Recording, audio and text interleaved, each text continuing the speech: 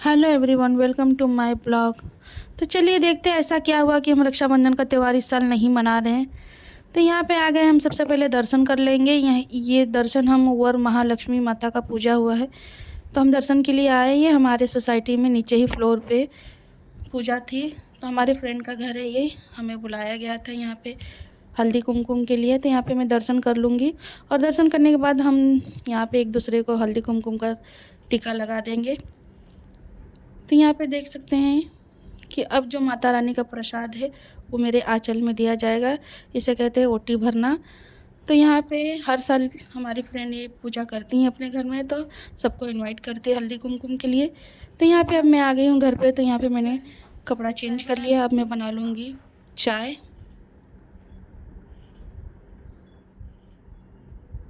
तो यहाँ पे देख सकते हैं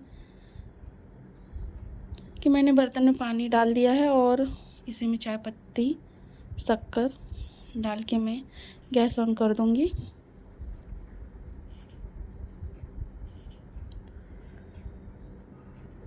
अब यहाँ पे देख सकते हैं कि मैंने 2 कटोरी मलाई रखा था फ्रीज़र में, तो उसे मैं नॉर्मल टेम्परेचर पे लाने के लिए इसे 3-4 घंटे से मैं बाहर रखे थे, तो ये पूरी तरह से नॉर्मल हो चुका है। तो मुझे यहाँ पे अभी पीना है चाय। तो यहाँ पे चाय मेरी पक चुकी है, तो मुझे लगी थी भूख, तो मैंने यहाँ पे बना लिया सूखा भेल। जी हाँ, यहाँ पे मैंने प्याज टमाटर मिर्ची छोटे छोटे टुकड़े में बारीक काट के लिया है और इसमें मैंने ले लिया मुरमुरा और थोड़े से भुने हुए चने हैं। तो इसमें मैंने नींबू निचोड़ के अच्छे से इसे मिक्स करके भेल बना लिया है, सूखा भेल। तो इसे मैं चाय के साथ खाऊंगी।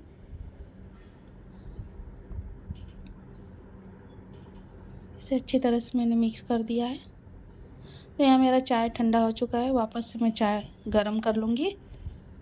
तो यहाँ पे देख सकते हैं कि सारे बर्तन मैंने धुल के रखा था, लेकिन अभी इसे स्टैंड में लगाना है। तो मुझे लगी है भूख, तो मैं पहले चाय पी लूँगी और सूखा बेल खा लूँगी। उससे पहले मेरे बच्चे बहुत चिल्ला रहे हैं, तो मेरे बच्चों के लिए मैंने भुट्टा निकाल के रखा है।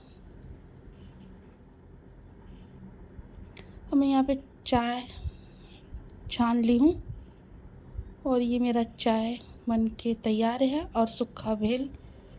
तो अब मैं पहले अपने बच्चों को दे देती हूँ भुट्टा, उसके बाद मैं चाय पीऊँगी।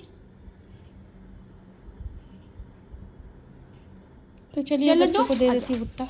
आओ आ जाओ।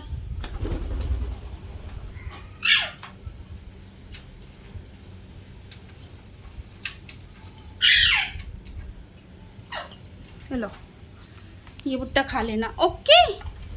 भुट्टा खा लेना, ओके? आ जाओ, भुट्टा खा लो, खा लो, भुट्टा खा लो, खा लो लड्डू खानी। चलो।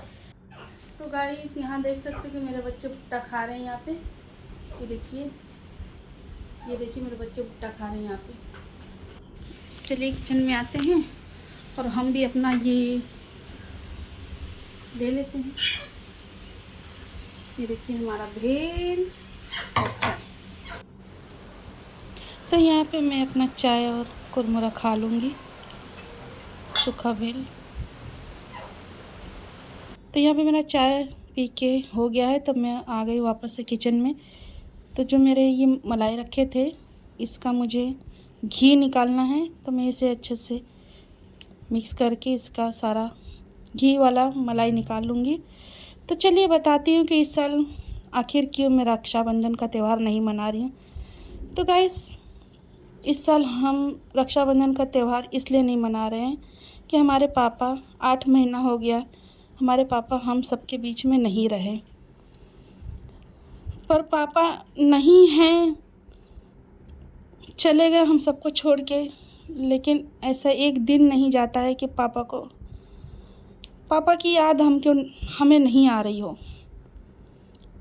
और आज इतना ख़ास दिन है, पापा की याद में मैं सुबह से बैठी रो रही हूँ। मैं क्या ही बताऊँ, मुझे कुछ समझ में नहीं आ रहा है कि मैं जो हमारे घर की रौनक थी, हमारे घर की शान थी, आज वही हमारे बीच में नहीं है। तो गाइस यही रीज़न है, कहते हैं 1 साल तक त्यौहार नहीं मनाना रहता है अगर घर में कुछ ऐसी घटना हो जाती है तो। इसीलिए हम इस साल रक्षाबंधन का त्यौहार नहीं कर रहे हैं।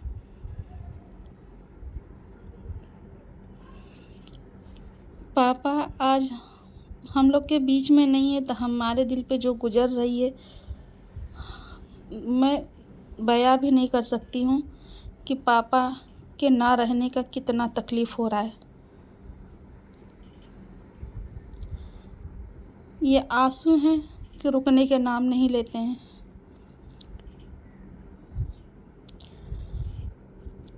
कितना अपने दिल को समझाऊं लेकिन मानने को तैयार नहीं है। ऐसा लगता है पापा कहीं से आ जाए, लेकिन जो हकीकत है कि पापा अब कभी नहीं आएंगे हम लोग के बीच में। तो यही रीज़न है इस साल हम रक्षाबंधन का त्यौहार नहीं कर रहे हैं।